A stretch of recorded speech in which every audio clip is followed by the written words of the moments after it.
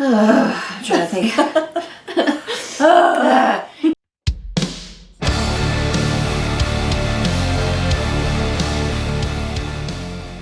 Hey, it's Sue. And Megan, the Spine Breakers. And today we are going to do a June wrap-up. Yeah. And talk about the books we read in June. Yep. Yes. And while we do that, we're going to drink this Stonewall Inn IPA from Brooklyn Brewing in Utica, New York. And they made this, it supports the Stonewall Inn Gives Back initiative. So, yeah, it's cool. Cheers. Cheers.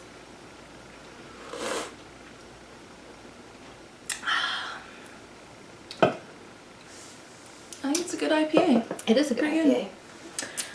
Well, my reading month, June, was not much better than May for me. It's just, reading's not been in the cards for me lately. Well, life is weird right now, and I feel like that makes it hard for a lot of people to like focus on reading or to like want to read. I am an escapist, and so when I get really stressed out, I read more because I want to ignore life. See, I think I kind of am too, but I read fan fiction. You're still reading, like so it doesn't count toward my Goodreads goal. It doesn't count toward your Goodreads goal, but like you're still reading. Like I feel like that counts for something, you know. Right. But I need to just start reading romance novels because it's basically what fan fiction is for me. You should. Yeah. It would count towards your Goodreads goal. It'd be fun brain candy. It would be something to read. Yeah. You should definitely be distracted by my cat in there. I got her all riled up because I was playing with her. Yeah. She's my frenemy. Her cat's my frenemy. She's everyone's frenemy. But yeah, so I actually had a really good reading month this month. Like better than I've had in, I don't know, like probably over a year. I don't remember the last time I had a reading month this good. So, and I think it was just because I was really in the mood to read the books that I picked. Like I picked good books for my mood. And also like life sucks, so I just wanted to escape into the books. Giggles, where you going?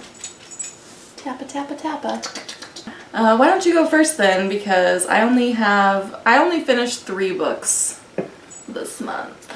And I read 7 and listened to 2. Damn. So I just like keyed in.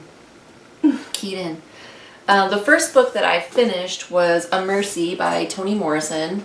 Sorry, the light's cool. shining in the window, kind of weird. But yeah, it looked kind of cool because it played with the Yeah. image on the book. But so it's about this man Jacob who is a Dutch trader, and he's in the U.S.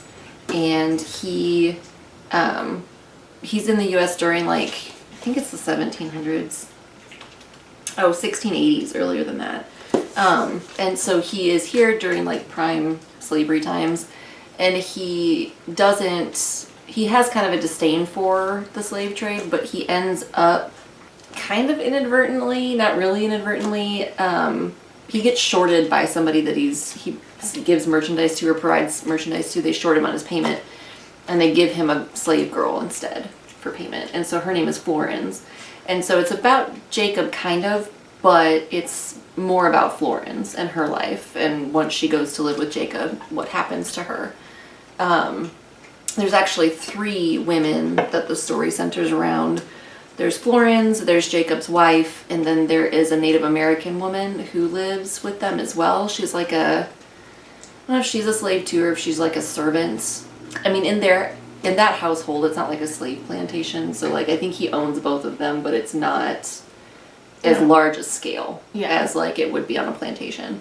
But anyway, so it's about her life and her relationship to the 2 other women, her relationship to Jacob, and the kind of how they struggle to navigate this weird dynamic that they're a part of and how that changes each of them in different ways. So Toni Morrison is brilliant. This book was really good. I gave it 4 out of 5 stars. It was interesting to read her. She writes from the perspective of Jacob, so she writes from a white male perspective, which is interesting. But yeah, she's brilliant. It was a really good book. I enjoyed it, as I do all of her novels, and as with all of her novels, it is like kind of enraging and heartbreaking. So, Right. yeah. I liked it. Why don't you go again? I also reread 2 books this month, and I don't usually reread books, but I felt like I needed to reread these 2 books, particularly right now, given the state of affairs in the world. So I reread Parable of the Sower by Octavia Butler. I love this book. I don't know what I gave it the first time I read it, but I gave it 5 stars this time. I've talked about this book enough. You guys probably all know what it is about. But yeah, just so good, so timely. Octavia Butler is incredible, as usual. So Yes. The first book that I finished this month was Trick Mirror by Tolentino. And this is a collection of essays just on various kind of social topics, also, you know, personal things about her life as well. And I had never heard of her before reading this. It was my book club's pick, and so I went into it knowing absolutely nothing about her. I thought the collection was okay. I wasn't a big fan of it. There was like 1 or 2 essays that were really good, and then the rest were like, meh. Yeah, so I gave it 3 stars. The one essay that like really stuck out to me was she wrote about rape on college campuses. That essay I thought was really good. And then there was maybe one other that kind of was pretty good, but the rest I don't know. mediocre. Yeah, they just didn't speak to me, I guess. So the next book that I finished was a book that I listened to, Stamped from the Beginning by Ibram X. Kendi. And it was read by Christopher, sorry, it's cutting off his name here. Christopher Dontrell Piper was the narrator. I closed my Goodreads. Why did I do that? Okay. Ignorant. I gave that book 5 stars. It is such a good history of racism in America. Sue and I were talking earlier, and we agreed that like it should be required reading. Yeah. I also listened to that book. I didn't actually finish it until July. I finished it today, actually. So I have since finished it, but it's not in this wrap up for me. Yeah, it was really good. And it's sad because so much of it is stuff that they don't teach in schools. Like there's so much history and so much just and so much like you know, we both were born and raised in the United States and got public school educations both in the small United white States, towns. both in small white towns, Right. different states, but both small Right. white towns. And it's just really disheartening that like Yeah. it's, you know, knowing what I know now, you can see like how we were given like basically a white supremacist version of history. Oh, yeah. Not only in regard to black people, but also Native Natives, Americans. yeah. For sure. I just feel like, you know, that whole like history is written by the victors thing is like super true, because obviously that white supremacist attitude is still the prevailing one in the United States. Right, So like, yeah. you know, that's still the version of events that we get. And it's so disheartening, and like there were parts of that book that like I was so fucking angry, and I just had to like I was angry for for days as I was listening to this, and like I mean more angry than I have been. But yeah, I mean I just feel like we do such a poor job of, as white people, of taking ownership of our really sketchy history of race relations, colonialism, genocide, just like these horrible atrocities.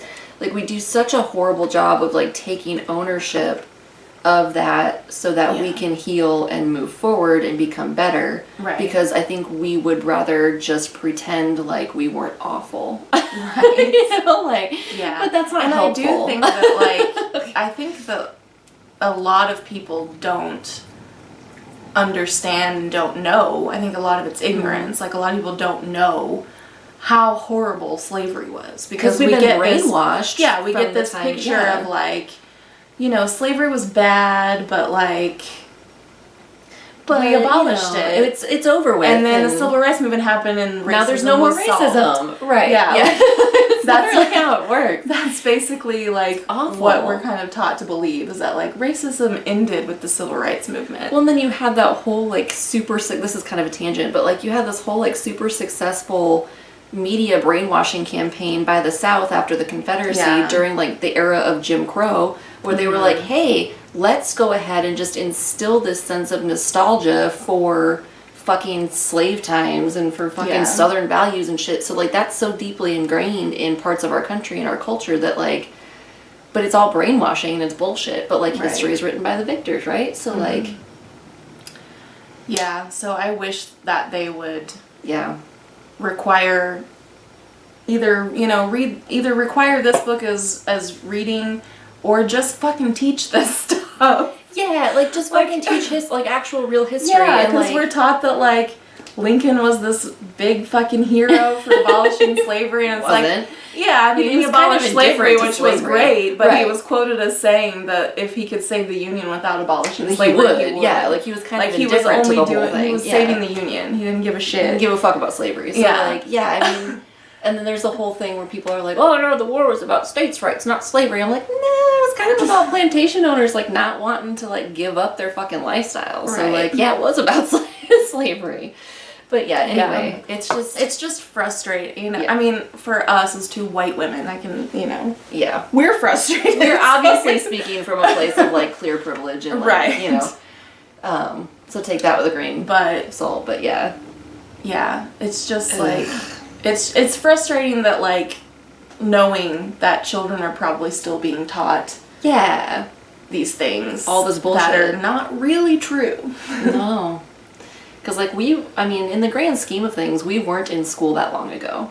Like, in the grand scheme of, like, generations and time, we really weren't in school that long ago. So, like, they are still teaching at our schooling all this, like, lies and bullshit. So, we're not as far removed from racism as some people would like to believe. Like, we're certainly not in a post-racist society or post-racial society. No, hell no. No. But I did, like, one thing I wanted to point out is that I did like how the author broke down like the three different like schools of thoughts, where it's like racism, assimilationism, and then there's four, because there's assimilationism. There's anti-racism, but there's there's another the other one. Oh, and it was such a weird word too, and I remember just feeling like the word. It's not uplift-suasion. Uplift-suasion is what I was thinking of. That's not what it was though. Yeah. I feel like assimilationists maybe. Or there's segregationists too. Segregationists, that was it. Segregationists, assimilationists, and then anti-racists. And so I thought like breaking it down that way, and the author did a really good job of very clearly explaining what each of those things are, and then pointing out examples of those different ways of thinking in important historical figures. So like I think that the book was very easy to understand. It was very clear, and I think that it did a really good job of tying in these like ideals with history and historical events. Yeah. So it was super comprehensive. I really dug it. So I also enjoyed the narration because he clearly was like sounded derisive. Oh, he did, and I loved that, and I enjoyed that. It made it a little more interesting to listen to, because sometimes book like that. Sometimes nonfiction can be kind of dry. Yeah. So, but he was clearly like very like over it and derisive. He was like, Thomas Jefferson. It was very like that helped a lot. I dug it. But yeah, great book. Highly recommend. Yeah. Okay, so then the next book that I finished was Parable of the Talents by Octavia Butler. This was my second reread for the month. Just because I said I felt like that duology was incredibly timely right now, given world events, like especially I think Parable of the Talents maybe more than Parable of Sower, although they both are incredibly timely.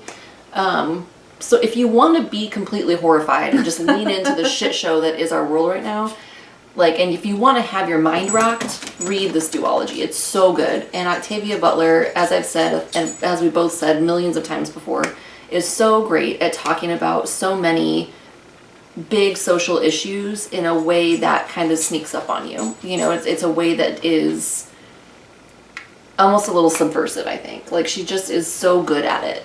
And she really, like, hits the nail right on the head. And there's a quote from her that comes from, I think it's Talents, the second one, that talks about, like, choosing your leaders with wisdom and forethought. And I've shared that quote a couple of times just because, like, again, super fucking timely right now. And it just really, like, that quote, every time I read it, just really makes me think and, like, really hits home for me. So let me find it. I'll read it. So she said, choose your leaders with wisdom and forethought. To be led by a coward is to be controlled by all that the coward fears. To be led by a fool is to be led by the opportunists who control the fool. To be led by a thief is to offer up your most precious treasures to be stolen. To be led by a liar is to ask to be told lies. To be led by a tyrant is to sell yourself and those you love into slavery.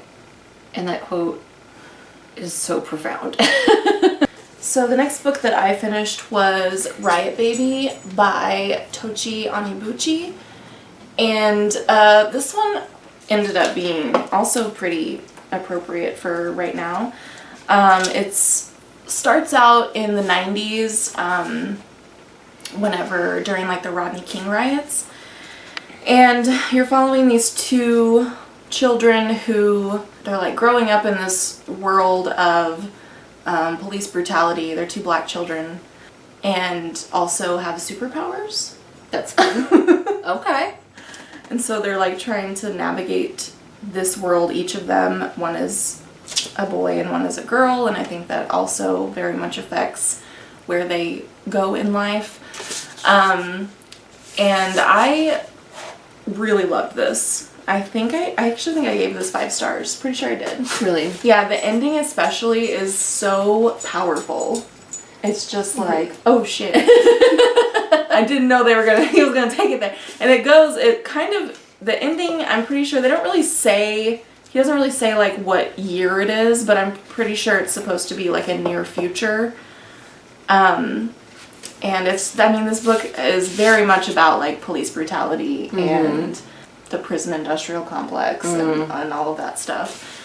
And so it's unfortunately still extremely appropriate as it has been. Yeah. Well, this was just published last year, I believe, but it's just like, the shit was happening in the 90s with Rodney King. It was happening before that. It's just like... Well, shit, was it Angela Davis who wrote the book about, like, do we need prisons? Yeah. Was that her? Mm-hmm. Yeah, like, and I feel like this whole, like, overreach of the police is just another example of how punitively we approach things rather than rehabilitatively. You know what I mean? Like the rate at which we incarcerate people and then the amount of power and overreach we give to our police departments is atrocious and like incredibly and like punitive. Prisons in some ways are like modern day slavery because slavery, fun fact, wasn't completely abolished. Slavery is still legal in the United States as a form of punishment. So prisoners can do slave labor basically. Pretty much. Well, and then also like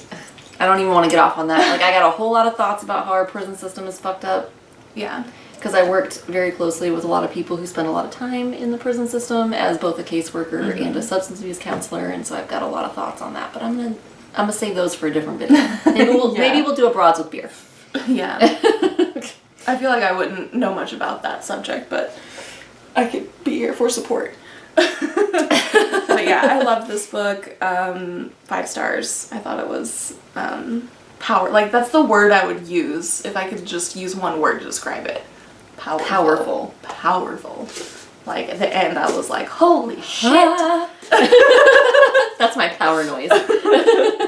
So then the next book that I finished was another one that I listened to, and it was So You Want to Talk About Race by Ijeoma. I'm sorry, I have a really hard time with the last name. Oluo. I'm really sorry if I didn't say that right. And it was read by Bonnie Turpin. And it was a really great audiobook. The narrator did an excellent job. The book again, was written in a very accessible way, where she pointed out like specific situations, like specific topics. I'm trying to think of an example now since I listened to it, but she was talking about like specific questions that might come up from white people or from people who don't have the experience of a black person.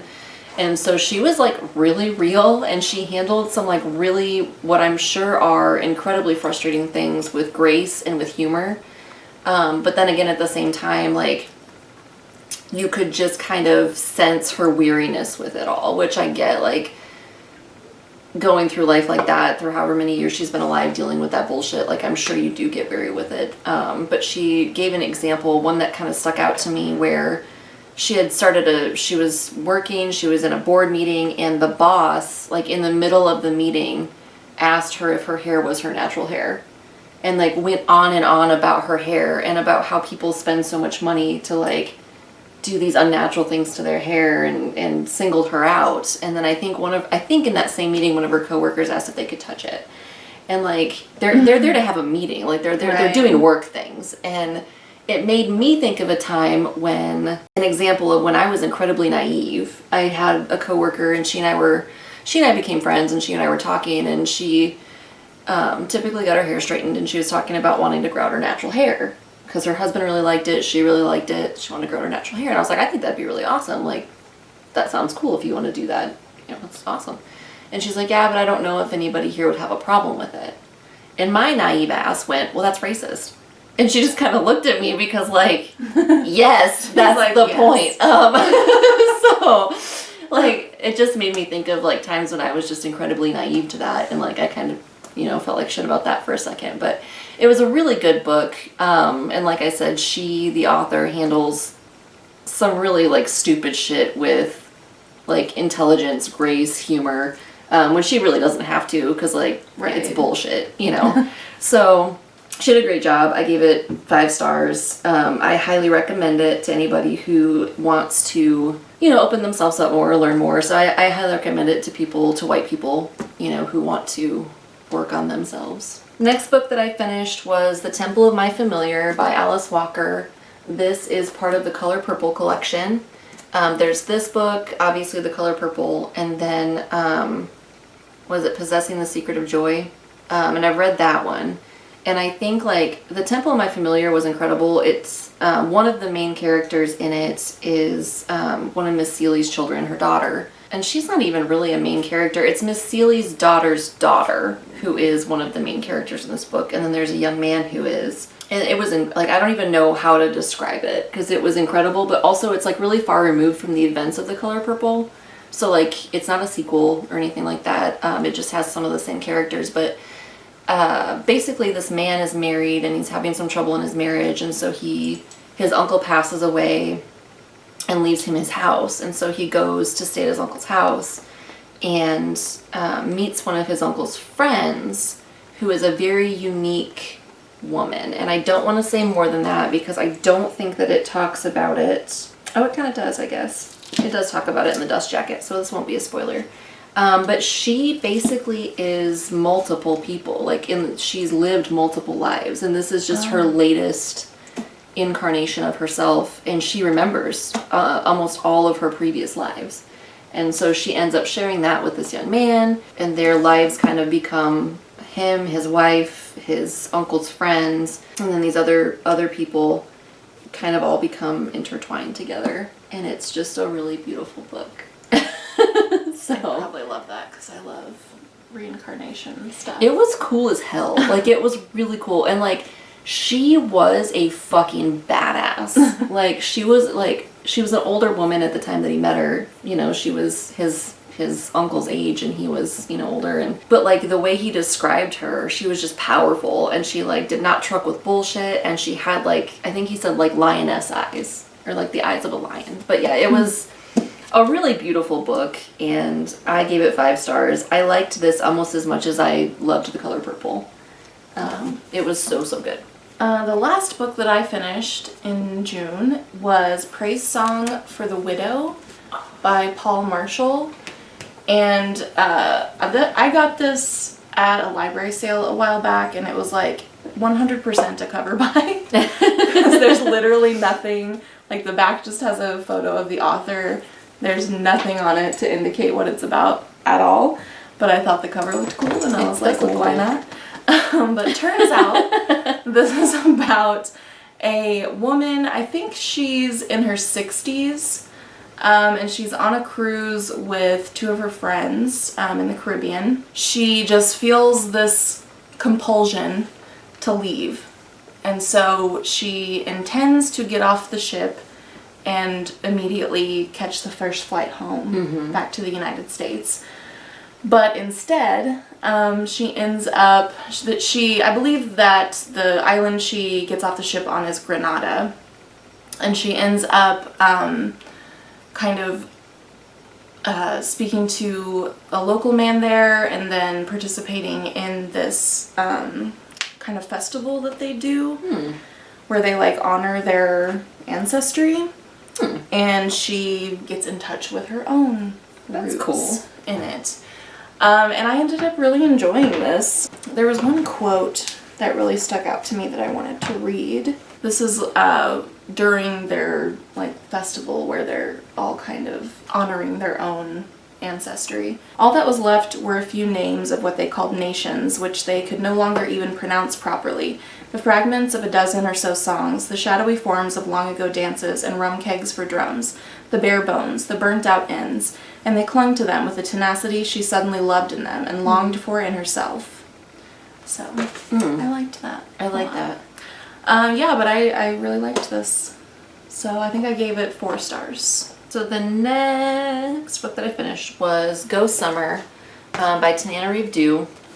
And I actually heard about Tananarive on a horror podcast called Nightlight, which if you are into horror and into podcasts, like I highly recommend it. It's a really cool podcast.